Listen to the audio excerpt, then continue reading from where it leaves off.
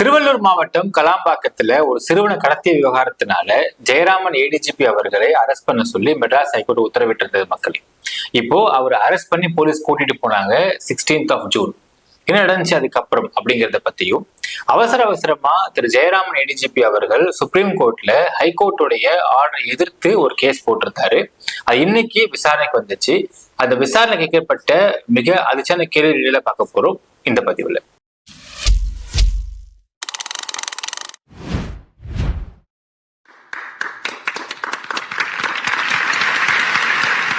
அன்பார்ந்த மக்களுக்கு வணக்கம். நான் உங்கள் Karthik Pillai and welcome to the K TV.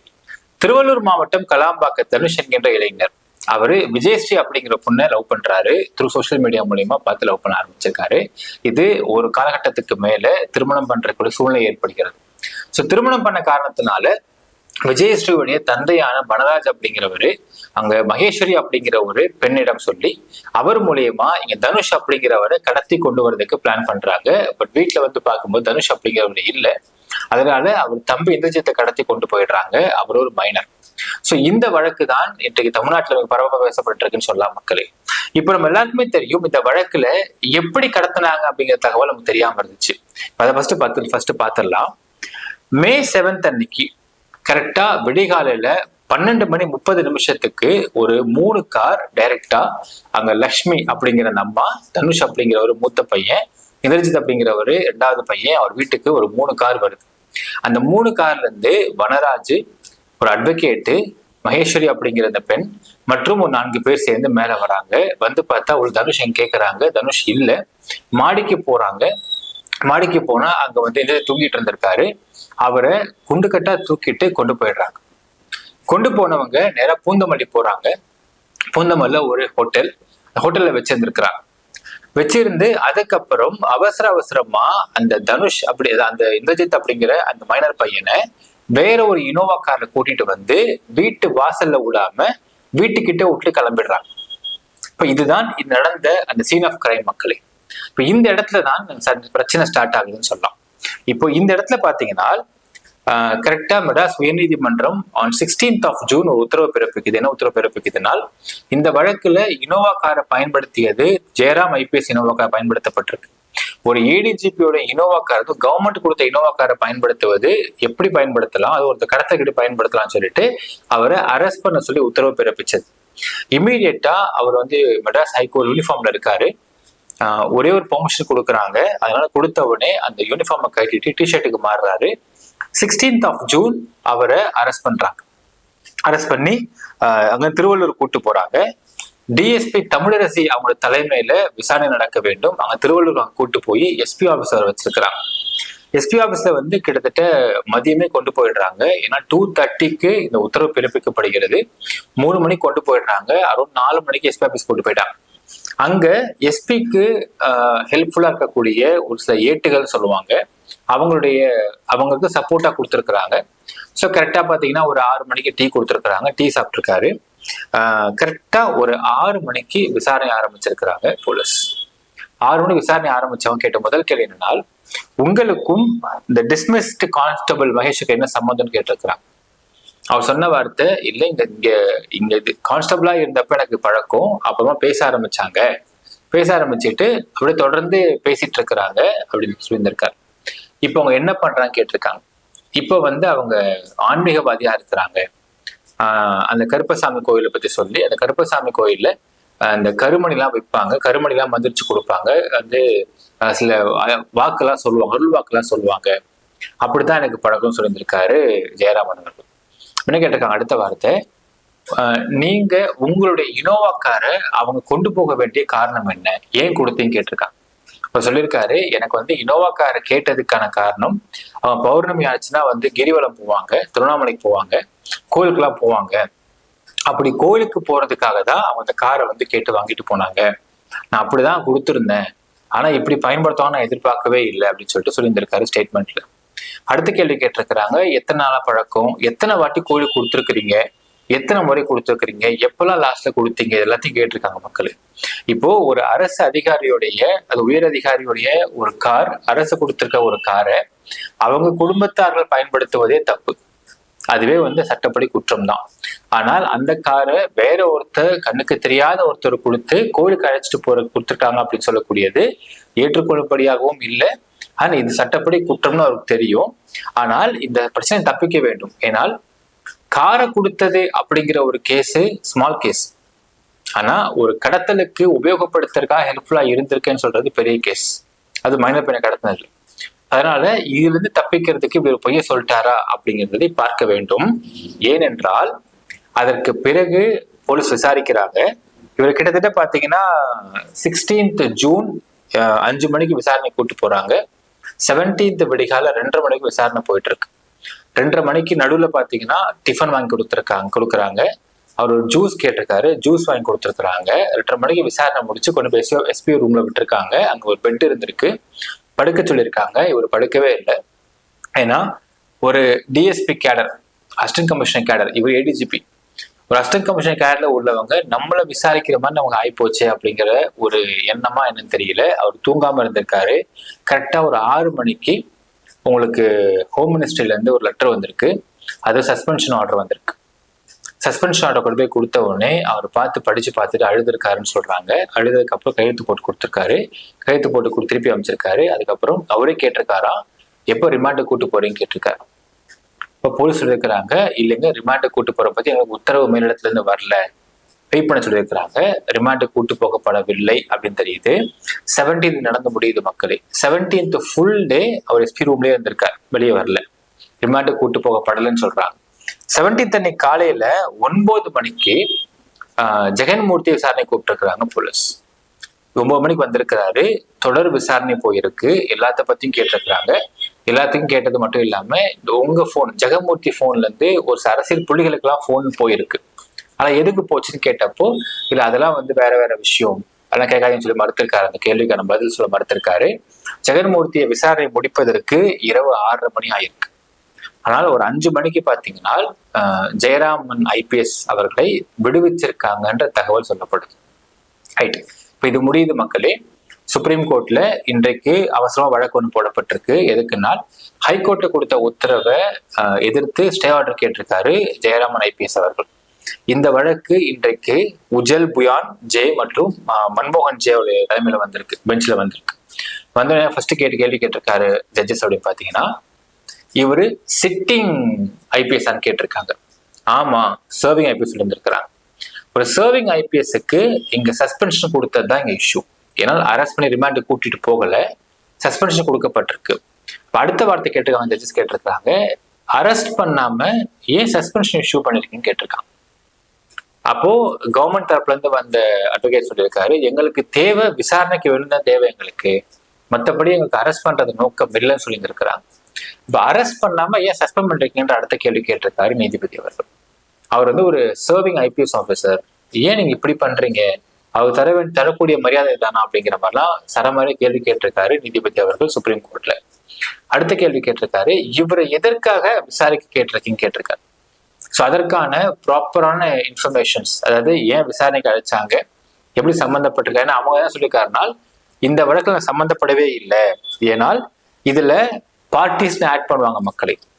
அதாவது இந்த வழக்கு கொடுத்தது யாருன்னா தனுஷ் அம்மா தான் கொடுத்திருக்கிறாங்க.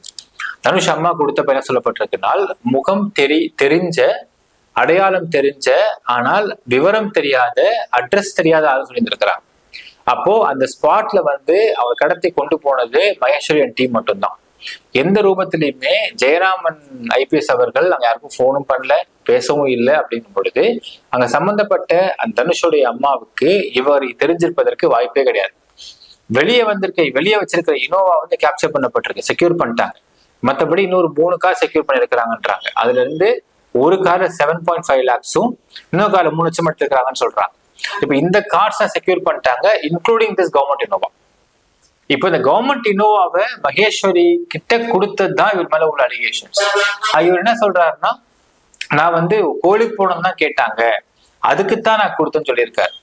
ஆனால் உண்மை வேற வருது மக்கள், லாஸ்டா அவங்க சொல்றேன். சோ இதனால இவர் மேல அலிகேஷன்ஸ் இவ்வளவுதான் அப்படிங்கிறதுனால தனுஷோடைய அம்மாவுக்கு இவங்களை பார்ட்டியா சேர்க்கறதுக்கு, எதிரியா சேர்க்கறதுக்கு அவசியம் கிடையாது, சேர்க்காம இருக்கிறாங்கன்றதும் பார்க்க முடிகின்றது. இப்ப இந்த பாயிண்ட் தான் முன் வச்சு சொல்லியிருக்காரு. நான் இதுல அக்யூஸ்டும் கிடையாது, பார்ட்டியும் கிடையாது, என்ன வந்து இது மாதிரி சஸ்பெண்ட் பண்ணிருக்காங்கன்ற மாதிரி ஒரு வந்து வாதத்தை முன் வச்சிருக்காரு. இப்போ எதற்காக இப்படி இப்படி வந்து சஸ்பெண்ட் பண்ணிருக்கிறீங்க, அரெஸ்டும் பண்ணலையே அப்படிங்கிற கேள்வி கேட்டது மட்டும் இல்லாம நாளைக்கு இந்த வழக்கு தள்ளி வைக்கப்பட்டிருக்கின்றது மக்களே. நாளைக்கு தள்ளி வைக்கப்பட்டது மட்டும் இல்லாம நாளைக்கு தமிழ்நாட்டுடைய ரிப்போர்ட் கேட்டிருக்கிறார். இப்போ அது மட்டும் இல்லாம ஒரு வார்த்தை சொல்லியிருக்கார் நீதிபதி அவர்கள், நானும் 18 வருஷமா இங்க நீதிபதியா இருக்கேன், இதுவரையில் இந்த மாதிரி ஒரு சர்விங் ஐபிஎஸ் ஆபீசரை அரெஸ்ட் பண்ண முடியும்ன்றது எனக்கு இன்னைக்கு தான் தெரியும் அப்படிங்கிற வார்த்தையை சொல்லி இருந்திருக்காரு சுப்ரீம் கோர்ட் நீதிபதி அவர்கள். இப்ப நாளைக்கு தமிழ்நாட்டோட ரிப்போர்ட் வரும் மக்களே. வந்ததுனால் இவருடைய கார் அங்க இன்வால்வ் ஆகிருக்கு அப்படிங்கிற விஷயம், அங்க கிரைம்ல இன்வால்வ்மெண்ட் இருக்குதா அப்படிங்கிறதை நம்ம பார்க்க வேண்டும். இது மட்டும் இல்லை மக்களே, இப்போ கார் இன்வால்வ் ஆகிருக்கு அப்படிங்கிறது நமக்கு வெளிப்படையா தெரிஞ்ச விஷயம். ஆனால் இங்க ஜெயராமன் ஐபிஎஸ் அவருடைய போன் நம்பர், அதே மாதிரி இங்க இருக்கக்கூடிய அந்த வனராஜுடைய phone number, Maheswari phone number, Jaganmoorthy phone number, இந்த 4 போன் நம்பருடைய சிடிஆர் எடுத்திருக்கிறாங்க போலீஸ். அந்த சிடிஆர்ல பாத்தீங்கன்னா ஃபர்ஸ்ட் எடுத்ததுமே மகேஸ்வரியும் வனராஜும் பூந்தமல்லிக்கு வந்திருக்கிறாங்க, ஒரு ஹோட்டல்ல ஸ்டே பண்ணிருக்கிறாங்க. அந்த ஹோட்டல்ல இருந்து கால் பண்ணி ஜெகன்மூர்த்தி வாசல் இருக்கிறாங்க, ஜெகன்மூர்த்தி அங்க போயிருக்காரு. 3 பேர் அங்க உட்காந்து ஏதோ பேசியிருக்கிறாங்க. அதுக்கு பிறகு 3 பேரும் கிளம்பி ஜெயராமன் ஐபிஎஸ் பார்க்க போயிருக்காங்க. பார்க்க போய் மீட் பண்ணிட்டு வந்திருக்கிறாங்களாம்.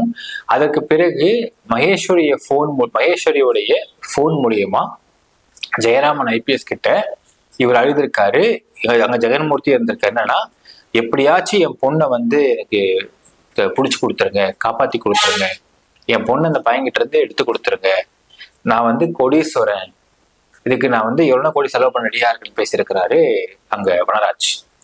இது மகேஸ்வரி போன் மூலியமா அங்க வனராஜ் ஜெயராமன் ஐபிஎஸ் கிட்டையும் ஜெகன்மூர்த்தி கிட்டையும் பேசியிருக்கிறான். சோ ஜெகன்மூர்த்தியும் இங்க சம்பந்தப்பட்ட ஜெயராமன் ஐபிஎஸ் 2 பேரும் இத வந்து வனராஜ் கிட்ட ரிப்ளை கொடுத்திருக்கிறாங்க அப்படிங்கறத மகேஸ்வரி ஸ்டேட்மெண்ட்ஸ் இருக்குது. அதே மாதிரி மகேஸ்வரி போன் கேப்சர் பண்ணப்பட்டிருக்கு. ரெக்கார்டிங் இருக்கா நமக்கு தெரியல மக்களே.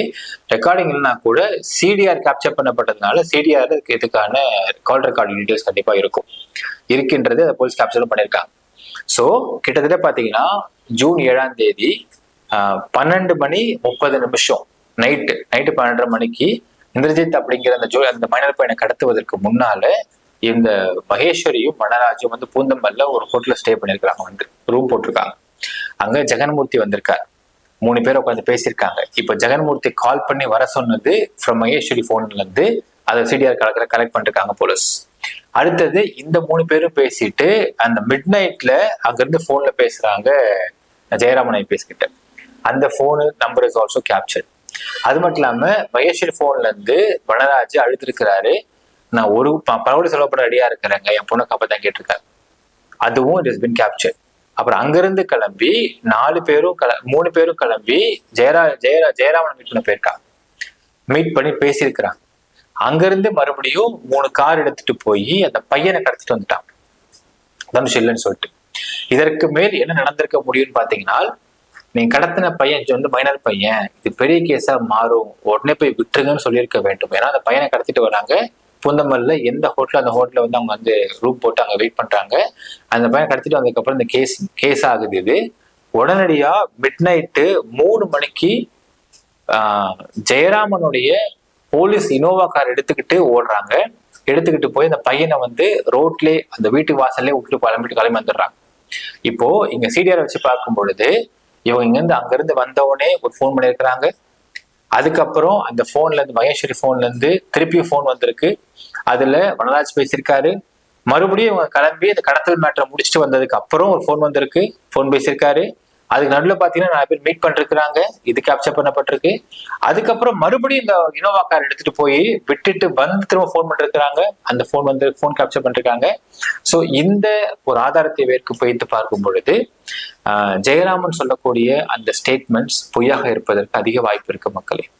ஏன்னா இல்லையா, நான் வந்து ஊருக்கு போறேன், கோயிலுக்கு போறேன், உங்களுக்கு வண்டி கொடுக்க முடியுமான்னு கேட்டா ஒரே போன் கால் தான், முடிஞ்சு போச்சு. அண்ட் எந்த ஒரு ஐபிஎஸ் ஆஃபீஸரும் நைட்டு 3 மணிக்கு வந்து வண்டி எடுத்துக்கிறதுக்கு இத்தனை போன் கால் பேசி வண்டி எடுத்துட்டு போக சொல்ல மாட்டாங்க. வண்டி எடுத்துன்னு போக சொல்றதே முதல்ல தப்பு தான். இருந்தாலும் இந்த இவ்வளவு ஃபோன் கால்ஸ் நம்மளே பண்ண மாட்டோம் மக்கள். இப்ப ஏதாவது நம்ம கார் கொடுக்குறோம் அப்படின்னு என்ன பண்ணுவோம், சரிப்பா கார் இங்க இருக்கு வந்து எடுத்துட்டு போன்னு சொல்றோம். ஒண்ணு வீட்டு டிரைவர்கிட்ட சொல்லிட்டு போன்னு சொல்லுவோம், இல்ல செக்யூரிட்டி சொல்லிட்டு போன்னு சொல்லுவோம். இல்ல போலீஸ் IPS ஆஃபீஸரோட வீட்டுல சென்ட்ரிஸ் இருப்பாங்க, அங்க சொல்லிட்டு போக சொல்லுவோம். இத்தனை வாட்டி வனராஜும் மகேஸ்வரியும் போன்ல இருந்து இத்தனை வாட்டி ஜெயராமன் போன் போயிருக்கு அப்படின்னா என்ன கான்வோ போயிருக்கு, என்ன கான்வோ பேசினாங்க அப்படிங்கிறதை அக்யூஸ்டா அந்த மகேஸ்வரியும் வனராஜும் தெளிவுபடுத்திருக்கிறாங்க. இந்த ஸ்டேட்மெண்ட்டை வைத்து பார்க்கும் பொழுதும் இங்க ஜெயராமன் பேசின வச்சு பார்க்கும் பொழுதும் ஜெயராமன் போய் சொல்றான்னு தெளிவா தெரியுது மக்களே. இப்ப நாளைக்கு சுப்ரீம் கோர்ட்டை மீண்டும் இந்த வழக்கு வருகிறது. அதுல தமிழ்நாடு சைட்ல ஸ்டேட்மெண்ட்ஸ் கொடுக்க வாய்ப்பு இருக்கு. அந்த ஸ்டேட்மெண்ட்ல Maheswari statement, Vanaraj statement plus இவர் கொடுத்த ஸ்டேட்மெண்ட், ஸ்பாட்ல யூஸ் பண்ண இனோவா, CDR ரிப்போர்ட்ஸ் இதெல்லாம் ஒரு CD ஃபைலா கொண்டு போய் சுப்ரீம் கோர்ட்ல கொடுத்தால் சுப்ரீம் கோர்ட் இதை பார்த்து இதை பரிசீலனை பண்ணாங்க அப்படின்னா இந்த அளவுக்கு ஒரு கடத்தல் வழக்குல டைரக்டா இன்வால்வ் ஆயிருக்காரு IPS ஆஃபீஸர் அப்படிங்கிறது ஈஸியாக கண்டுபிடிச்ச வாய்ப்பு இருக்கு மக்களே. ஸோ நாளைக்கு ஒருவேளை சுப்ரீம் கோர்ட் ஒரு போட்ட வழக்கு இவருக்கு தலைவலியாக கூட முடியறதுக்கு வாய்ப்பு இருக்கு. வெயிட் பண்ணி நினைக்கிறேன், கமெண்ட்ல மென்ஷன் பண்ணுங்க. நன்றி, வணக்கம்.